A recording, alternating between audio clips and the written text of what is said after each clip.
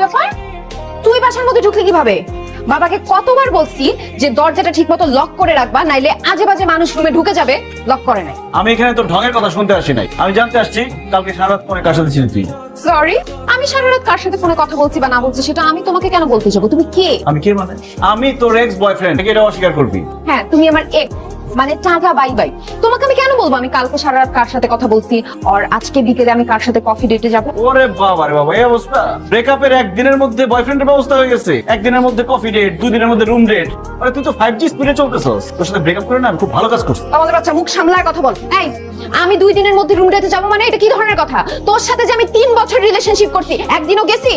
সব ছোট লোকই কথাবার্তা। যাচ্ছে এখান থেকে, ছোট লোক। আমি ছোট লোক দেখবো না, তোর জীবনে কোন নবাবজাদা আসে? নবাব যেতে শুধু আসবে না, ঘোড়ার পিঠে চড়ে চড়ে আসবে। ঘোড়ার পিঠে আসবে না গাধার পিঠে আসবে, এসব দেখার টাইম নেই আমার। যাই হোক, আমি বলতে আসছিলাম যে ব্রেকআপ করে আমাকে ভালো কাজ করতে আমি ভালো আছি।